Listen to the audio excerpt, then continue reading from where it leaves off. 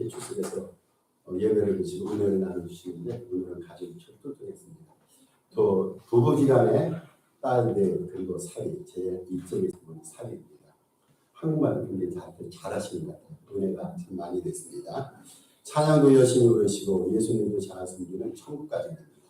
제가 설교를 시작하기 앞서서 이렇게 복된 특성을 누립니다.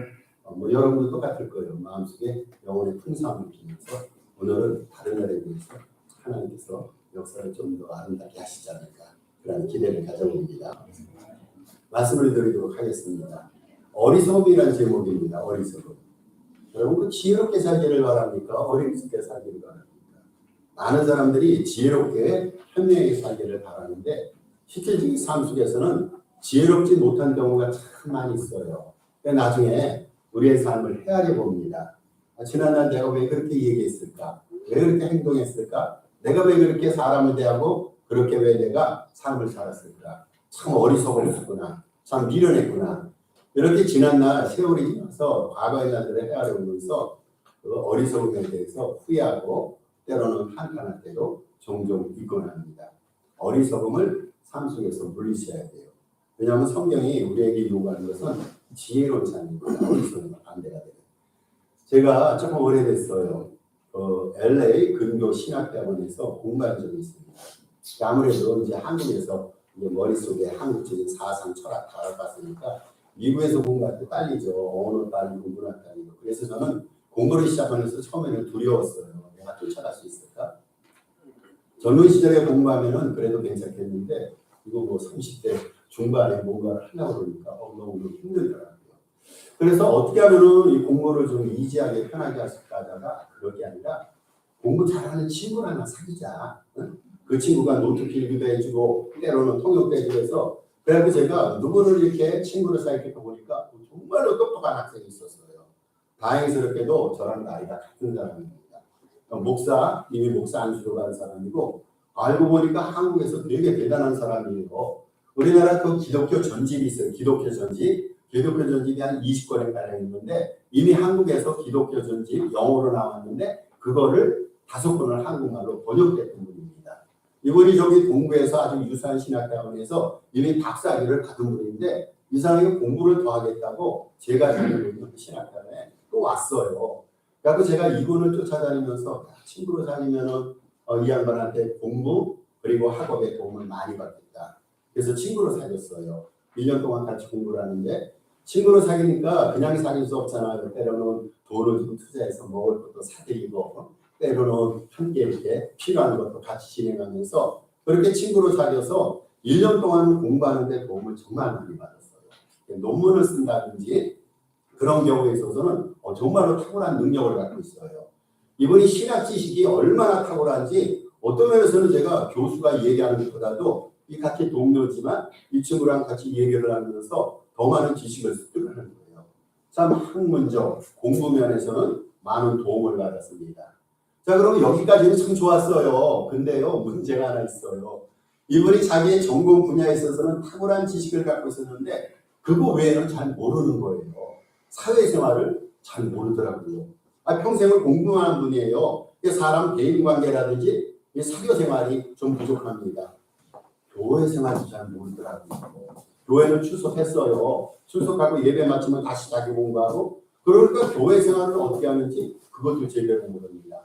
사회생활도 모를 뿐더러 정치, 경제에 대해서는 문외합니다.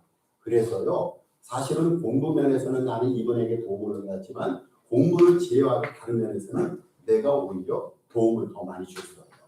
저 그런 생각을 해봤어요. 한 분야에 있어서 탁월한 지식을 갖고 있다고 해서 그 사람이 삶을 살아가는데 모든 면에서 다 지혜로운 건 아닙니다. 이쪽에는 지혜가 출중한데 이 면에서는 미련한 경우가 있음을 발견했습니다. 여러분 우리가 섬기는 하나님은요 굉장히 공평한 하나님이에요. 어떤 한 사람한테 모든 것을 다 몰아서 그 사람이 가져야 될 것들 인간 세상에 필요한 모든 것들을 한꺼번에 다 몰아주지는 않습니다. 이쪽에는 몰아주셨는데 다른 면에서는 부족함이 많이 있어요. 이 면에서는 탁월한 지식을 갖고 지혜롭고 똑똑한데 다른 면에서는 아둔하고 부족하고 미련한 경우가 종종 있습니다. 때로는 우리에게 불편한 거 부족한 거 있다라고 생각할 때 주눅 들지 마시길 바랍니다. 다른 면에서 우리에게 지혜로운 것이 있고 다른 면에서 남들이 갖고 있지 못한 재능이 우리에게 반드시 있어요. 여러분 그것을 개발해서 인생을 긍정적으로 행복하게 살아가면 삶이 재미있는 거예요. 근데 맨날 남이 갖고 있는 큰 거 왜 나는 없을까? 남은 저렇게 똑똑한데 나는 왜 이렇게 미련할까? 이런 생각을 가지고 소극적으로 삶을 살아가면요 인생이 위축이 됩니다. 믿음 생활은 그게 아니잖아요. 우리가 갖고 있는 것, 지혜로운 것, 좋은 것을 개발해서 이것 가지고 하나님 앞에 영광 돌리고 때로는 내가 부족한 것이 있다면 남의 풍족함을 가지고 나의 부족함을 메꿔가면서 인생을 그렇게 행복하게 살아가는 게 이게 복된 삶이 아닐까요? 한 분야에서는 똑똑하고 탁월하지만 다른 면에서는 부족하고 모자란 삶을 살아가는 것이 저의 인생이고 우리 모두의 인생이 됩니다. 여러분 이 지혜라는 것은요 반복이 됩니다. 지혜도 반복이 되고 어리석음도 반복이 됩니다. 제가 어리석음을 논하는 글 하나를 여러분에게 소개해 드릴게요. 혹시 이게 우리의 어리석음일 수가 있어요? 이런 글이 있습니다. 어린 시절이 지루하다고 서둘러 어른이 되는 것, 그리고는 어린 시절로 되돌아가기를 원하는 것. 우리 다 그렇잖아요. 어린 시절에 빨리 자라고 싶어요. 자라서 어른이 되니까 거꾸로 생각하는 거예요. 아, 이제는 어린 시절로 되돌아가고 싶구나. 여러분 이거 어리석지 않습니까? 또 이런 것도 있습니다.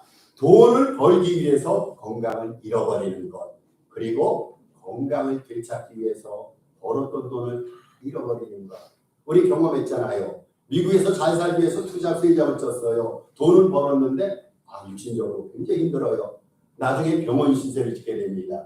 병원 신세를 지면서요. 지금까지 벌어놨던 돈 다 까먹는 경우가 얼마나 많이 있습니까? 여러분 우리는요. 미래를 얼마나 염려합니까? 우리는 살아보지 못한 미래에 대해서 염려하고 근심합니다. 염려 근심 가운데 살아가면서요. 결국은 현재도 미래도 잃어버리는 어리숙한 삶을 살 때가 있습니다. 여러분 우리는요. 죽지 않을 것처럼 살아요. 죽음에 대해서 여러분 심각하게 생각한 분이 있어요? 내가 죽으면 어떻게 될까? 나도 반드시 죽는다. 우리는 죽지 않을 것 같이 살아갑니다. 나는 평생 영원히 살 것 같다. 자, 터키에서 지진이 났어요. 몇만 명이 죽었습니까? 현재는 5만 명입니다. 우리 하나님 앞에 기도해야 돼요. 여러분 그러면 터키에 살았던 사람들은 자기들이 죽을 거라고 예상했겠어요? 예상 전혀 안 했어요. 못했어요. 우리도 마찬가지입니다. 주변에서 여러 가지 안타까운 일이 일어나서 생명과 목숨에 지장을 받는다 할지라도 우리는 그러한 어려움을 경험하지 않을 것 같이 삽니다.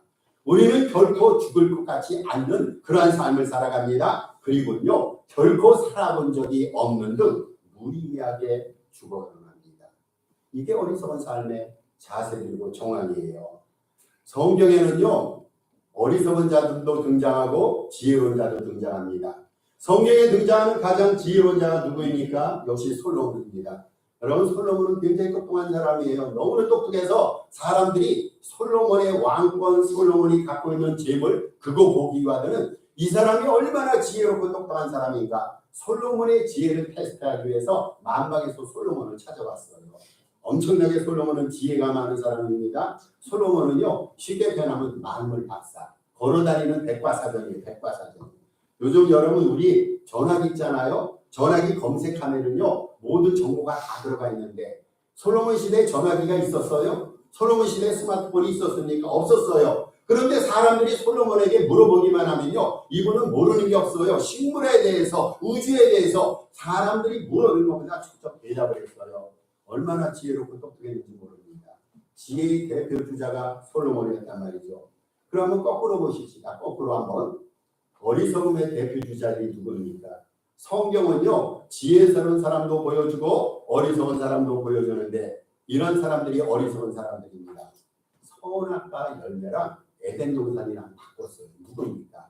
아담 부부 아닙니까? 하나님께서 에덴 동산을 주셨는데 그까짓 거 선악과 열매가 뭐라고 선악과 열매를 따먹다가 에덴 동산에서 쫓겨났어요. 얼마나 여러분 어리석은 사람입니까? 조그만 거 얻기 위해서 정말로 행복의 절정체가 되고 행복의 완전체가 되는 그 아름답고 가치 있는 것을 우리는 잃어버릴 때가 있어요. 여러분 또 한 사람이 있어요. 팥죽 한 그릇에 장자권을 판 사람 누굽니까? 에서입니다. 한 끼 배고프다고 장자권을 판 거예요. 장자권 대단합니다. 우리가 생각할 때 그냥 장남 이렇게 생각해서는 안 되고 유대에서는요 장자권이라는 것이 모든 상속이 장자에게 넘어갑니다. 그런데 배고프다고 팥죽 한 그릇에 장자권을 홀랑 팔아먹었어요. 얼마나 어리석습니까? 여러분 삼손이라는 사람 등장하잖아요. 사사기에. 삼손이 얼마나 대단한 용사입니까? 그런데 삼손이 결국에는요 눈이 멀고 머리카락이 다 뽑히고 죽게 됩니다. 누구 때문입니까? 여인 때문에. 그까지 여인이 뭐라? 아니 그까지 표현이 아닙니다만은 여자가 여러분 뭐라고? 여자 대단합니다. 죄송합니다. 남자보다 더 위대합니다. 그런데 그 여자 때문에 일생을 망쳤어요. 삼손입니다. 삼손. 사랑하는 사람, 사랑하는 여인을 위해서 생명을 바치면 되지만 그게 아니잖아요. 삼손은. 생명을 여기서 잃었단 말이죠. 여러분 또 한 사람을 소개할게요. 이 어리석은 사람 가운데 도움을 원수로 갖다 죽임을 당한 사람이 있어요. 나발이라는 사람입니다. 나발. 다윗이 나발을 도와줬어요. 나발이 양떼와 소떼를 도와줬는데 나중에 조금 다윗이 도움이 필요해서 내가 당신을 도와줬으니까 나를 도와주시오 라고 도움을 요청할 때 나발이 도와줬으면 얼마나 좋겠어요. 그런데 나발은요 안 도와줬어요. 모욕 줬습니다. 그래서 결국 나발은 죽었어요. 나발의 이름이 뭡니까? 미련한 자입니다. 미련한 자. 미련한 자가 성경에 나오더라고요. 여러분 기름을 준비 못해서 혼인잔치에 못 들어간 5 처녀가 있어요. 5 처녀는 혼인잔치에 들어갔어요. 잔치에 들어갔는데 5 처녀는 못 들어갔어요. 못 들어갔던 근거가 뭡니까? 기름 준비 못해서. 일찍이 준비하면 되잖아요. 여러분 일찍이 준비하면은 가서 뭐 가스스테이션에서 기름을 넣는다지 하면 되는데 그거 못해서 혼인잔치에 못 들어갔단 말입니다.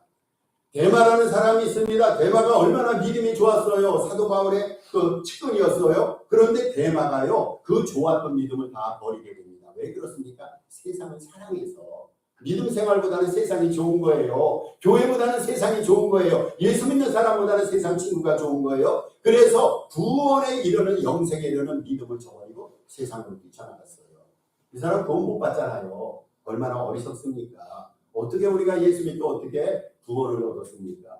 근데 그 구원을 세상과 맞바꾼 거예요. 세상의 쾌락과 재미와 맞바꾸고 결국은 지옥행입니다. 성경은요 어리석음에 대해서 참 많이 얘기하는데 그러면 오늘 본문을 통해서 어리석음의 본질에 대해서 한번 좀 헤아려보도록 하십시다. 어리석음의 본질이 있습니다. 어리석음의 본질. 오늘 성경 본문의 어리석음의 본질에 대해서 얘기하는데 첫째로 어리석음의 본질은 하나님을 부인하는 것. 여러분 이거 기억하세요. 하나님을 부인하는 것. 1절에 그렇게 말합니다. 오늘 본문 말씀입니다. 어리석은 자는 그 마음에 이르기를 하나님이 없다. 하나님이 없다라고 말하는 사람은요 세상에서 제일 어리석은 사람이에요. 제일 어리석은 사람. 다시 말해서 하나님이 없다라는 사람을 다른 말을 표현하면 무신론자입니다. 무신론자. 하나님이 없다라는 사람이에요. 여러분 하나님이 없다라고 생각하세요? 하나님이 없으면 우리가 이렇게 예배 드려요? 아니잖아요. 우리는 하나님이 살아계시는 믿어요. 그 하나님이 유일하신 하나님을 믿고 우리의 예배를 들어주시는 하나님을 믿습니다. 그런데 어리석은 사람은요 아예 하나님이 없다라고 말합니다.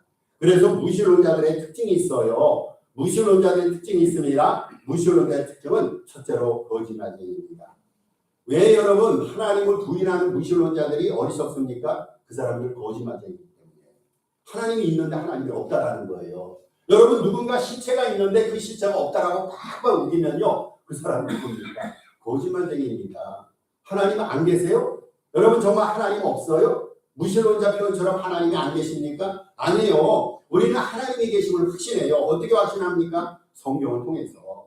성경에 하나님이 계시다고 말하잖아요. 하나님의 말씀인 성경에 하나님께서 계시다고 말하는데 하나님이 없다라는 거예요. 여러분 이 세계 우주 만물을 누가 창조하셨어요? 때로는 저녁 때 밤하늘을 바라보면서 야 저 별이 아름다운데 저 별을 누가 지으셨을까? 여러분 누가 지었어요? 목사가 지었어요? 마술쟁이가 지었어요? 아니죠. 하나님이 지었잖아요. 세상의 모든 우주 만물과 역사 하나님이 계심을 증거합니다.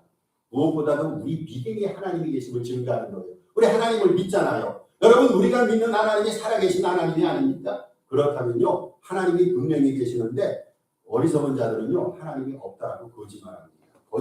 거짓말쟁이. 이 세상에서 가장 시대의 거짓말쟁이가 하나님은 계시는데 하나님이 없다라는 사람. 그래서 이 사람들은 어리석단 말이죠. 두 번째로 특징이 있어요. 두 번째로 비예배자입니다. 그러니까 예배를 안 드리는 자예요. 하나님이 없는 사람이 예배 드립니까?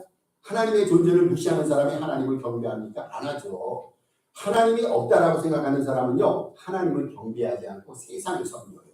하나님이 없으니까 대신 섬겨야 될 게 있어요. 재물을 섬깁니다. 권력을 섬깁니다. 세상 것을 섬깁니다. 하나님이 없다라는 사람은 비예배자. 하나님 앞에 예배를 안 드리니까 이 사람은 어리석은 사람이에요. 왜 그렇습니까?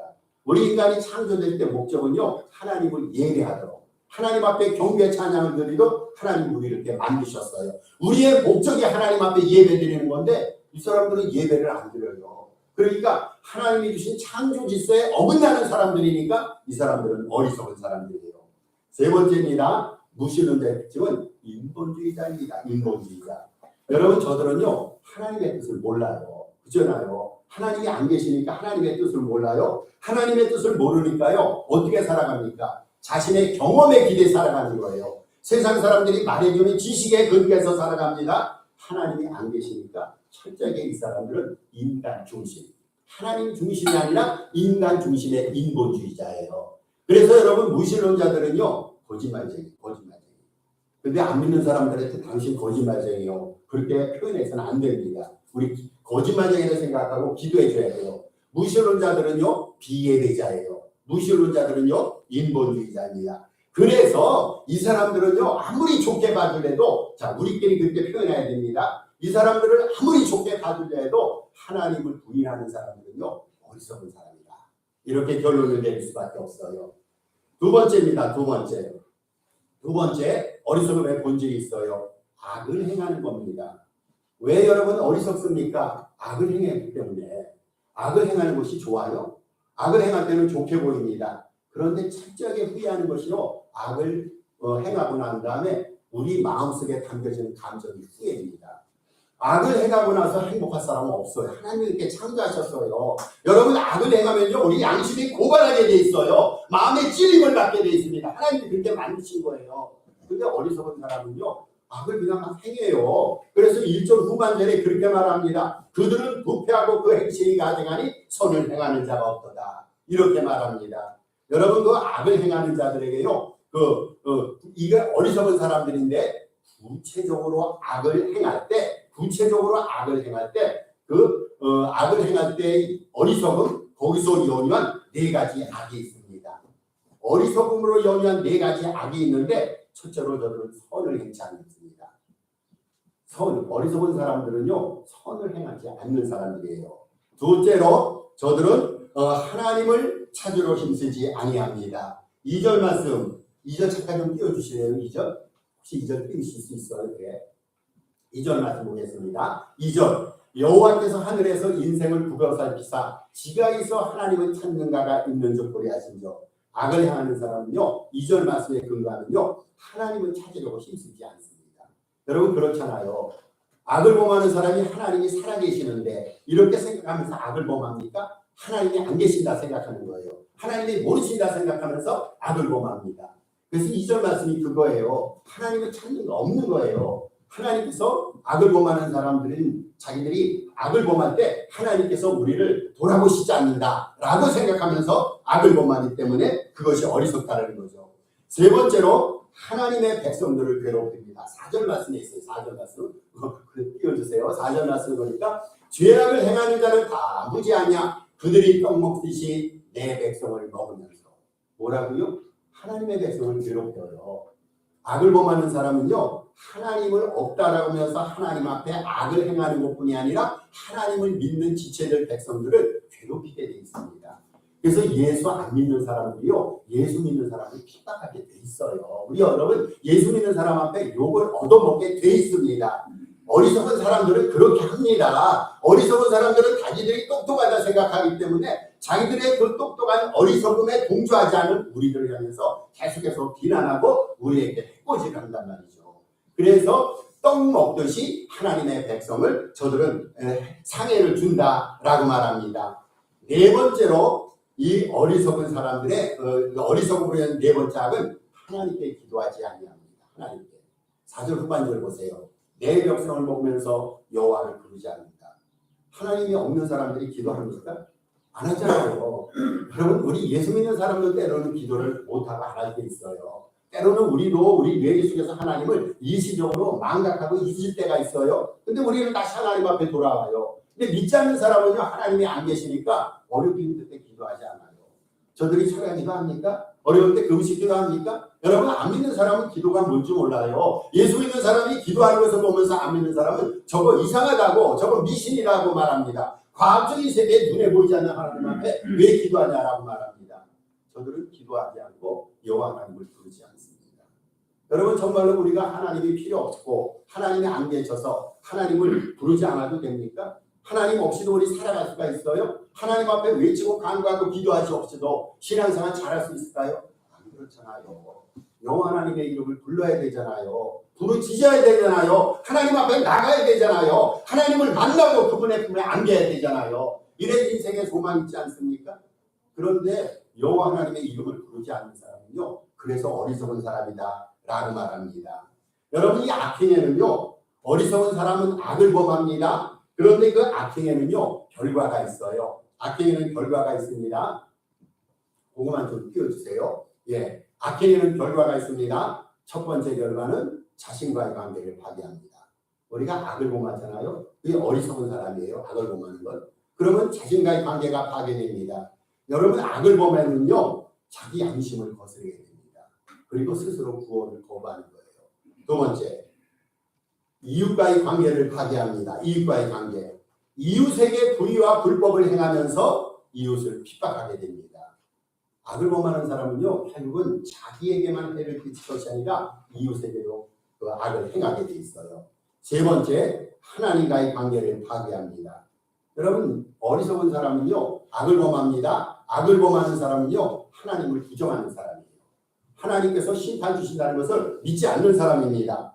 악을 범하는 사람은요, 더 나아가서 우상을 숭배하는 사람. 하나님 외에 다른 것이 있어요. 하나님 외에 다른 것을 섬기면서 다른 것을 따라갑니다. 그러다 보니까 하나님을 때로는 비난하고 하나님에 대해서도 삿대질하면서 하나님을 향해서도 온갖 해를 끼치는 사람이지요. 그래서 이 악을 범하는 사람은요, 종국이 있습니다. 악을 범하는 악행의 결말이 있습니다. 그것은요, 죽음입니다. 죽음. 아모스 5장 14절에서 이렇게 말합니다. 아모스 5장 14절에서 살기 위해 선을 행하고 악을 구하지 말라고 했는데, 이 악행의 최종 결과는 바로 사망임을 알려주고 있어요. 그래서 로마서 6장 23절에서 죄의 삭은 사망이다. 여러분, 죄의 삭은 사망이라 말합니다. 자, 이제 여기까지 정리해 보십시다. 어리석은 사람이 누구라고요? 악을 범하는 사람. 정말로 어리석은 사람이에요. 악행의 결과는 뭐라고요? 죽는 거예요. 죽는 거. 하나님의 심판이에요. 죄의 삭은 사망입니다. 그래서 우리는요, 악을 범하지 말아야 돼요. 다시 말해서 악을 범하는 어리석음을 범치 말아야 됩니다. 자, 세 번째입니다. 어리석음의 세 번째 본질적이 띄어져 있는데, 근거 없이 두려워하는 것입니다. 근거 없이 두려워하는데, 이 5절 말씀에 그렇게 말합니다. 거기서 그들은 두려워하였으니, 이 말은요, 어리석음은 두려워할 일이 없는데 두려워하는 게 어리석음이에요. 두려워할 일이 없어요. 아무리 생각해봐도 그것은 아무 일도 아닌데 우리는 그냥 지레고 먹고 두려워합니다. 두려움에는 세 가지 두려움이 있어요. 여러분 한번 이거 살펴보세요. 세 가지 두려움이 있는데, 첫째로 영적인 두려움입니다. 여러분, 영적인 두려움이 있어요, 없어요? 있어요. 영적인 두려움이 뭡니까? 하나님 앞에 나갈 때 떨리고 두려운 마음, 하나님을 존경하는 마음으로 하나님 앞에 나갑니다. 이거는 성경적인 용어로 경외라고 말합니다. 경외. 뭐라고 그러죠? AW, 경외라고 말하는데, 우리가 하나님 앞에 나갈 때는 이러한 영적인 두려움이 있어야 돼요. 우리 까불면서 하나님 앞에 못 나가잖아요. 하나님 앞에, 하나님이 우리와 동등된 존재다라는 의식을 갖고 하나님 앞에 못 나갑니다. 하나님 앞에 나갈 때는요, 두렵고 떨리는 영적인 두려움을 가지고 하나님 앞에 나갑니다. 이게 이제 경외심이에요. 두 번째 두려움이 있습니다. 두 번째 두려움은 환경적인 두려움입니다. 환경적인 두려움이라는 것은 환경이 가져다 준 두려움이에요. 예를 하나 드십시다. 아주 으스간 강길이에요. 이게 불빛도 별이 없어요. 으스간 강길에 여성이 혼자 길을 걸을 때 할 수 없이 골목길이라든지 거기를 가야 됩니다. 갈 때 여러분 마음이 담대합니까? 두려워집니까? 두려우시죠. 이게 여러분 환경적인 두려움이에요. 환경적인 두려움. 으스간 골목이라든지 아무도 없는데 홀로 다니다 보면요, 이러한 환경이 가져다 준 두려움이 있어요. 여러분, 근데요, 이 환경적인 두려움은요, 건전한 두려움이에요. 왜 그렇습니까? 이런 건전한 두려움이 있어야지 자기를 프로텍트하고 헤아리고 돌아보게 됩니다. 밤중에 안 돌아다니게 됩니다. 어려운 지역을 안 가게 됩니다. 환경적인 두려움입니다. 그래서 우리에게 필요한 것은요, 영적인 두려움은 필요합니다. 환경적인 건전한 두려움도 필요합니다. 그런데 우리에게 불필요한 두려움이 있어요. 이겁니다. 심리적인 두려움. 두려워하지 말아야 되는데 두려워하는 그 두려움을 심리적인 두려움이라 말합니다. 영적인 두려움은 우리에게 필요합니다. 환경적인 두려움도 필요합니다. 심리적인 두려움은 불필요한 두려움입니다.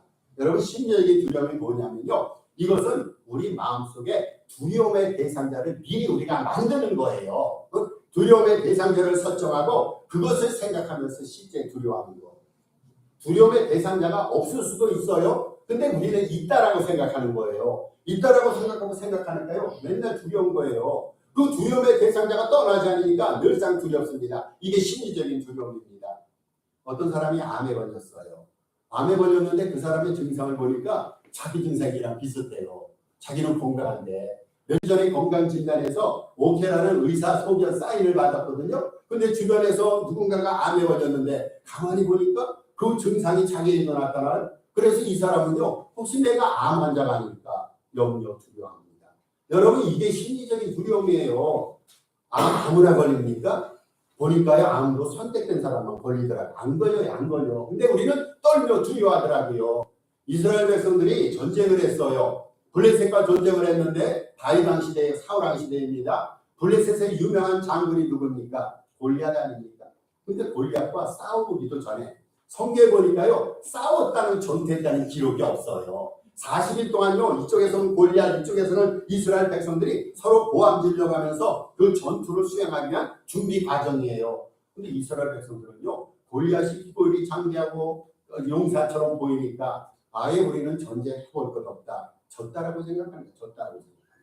이미 패배했어요. 여러분, 이것이 심리적인 두려움이란 말이죠. 정말로 우리를 힘들고 어렵게 하는 존재가 있을까요? 그러면 이렇게 생각해 보셔야 합니다.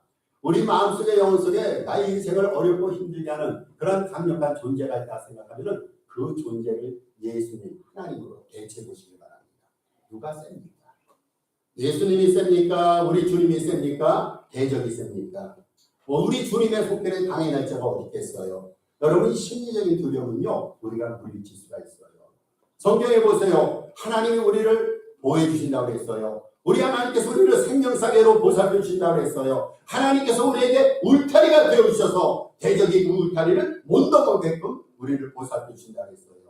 여러분, 하나님만이 우리를 도와주십니까? 우리에게는요, 천사가 있어요. 천사. 수호 천사를 말합니다. 우리 하나님께서는 모든 성도들에게 천사를 붙여주셨어요. 이 세상에서 문제가 많이 있고 사건 사고가 일어나는데 왜 우리가 이렇게 안전하게 살아갈 수 있을까요? 그것은 우리가 힘이 있어서 그래요? 아니에요. 하나님께서 우리에게 붙여주신 수호 천사가 우리를 프로텍트 해주는 거예요. 여러분, 그런 경우 없어요?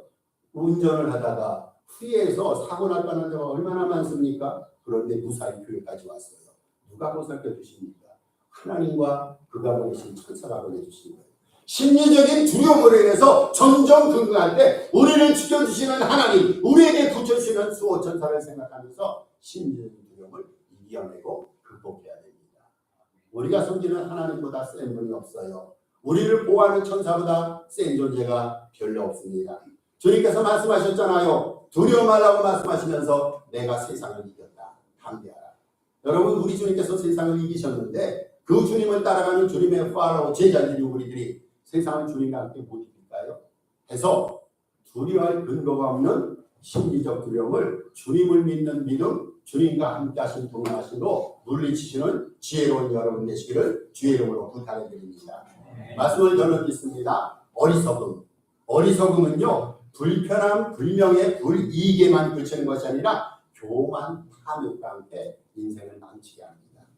여러분, 어리석음을 우리가 피해야 될 이유는요, 우리 인생을 망치게 하기 때문에. 그래서 성경 구절이 이렇게 말합니다. 잠언서 16장 22절이에요. 같이 읽어보십시다. 명철한 자에게는 그 명철이 생명의 샘이 되거니와 미련한 자에게는 그 미련한 것이 징계가 됩니다.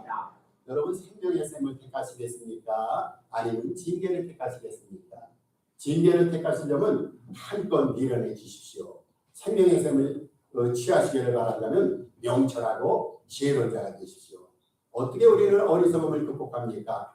하나님을 믿으면 됩니다. 하나님이 계심을 믿으면요, 하나님께서 우리의 인생을 책임져 주세요.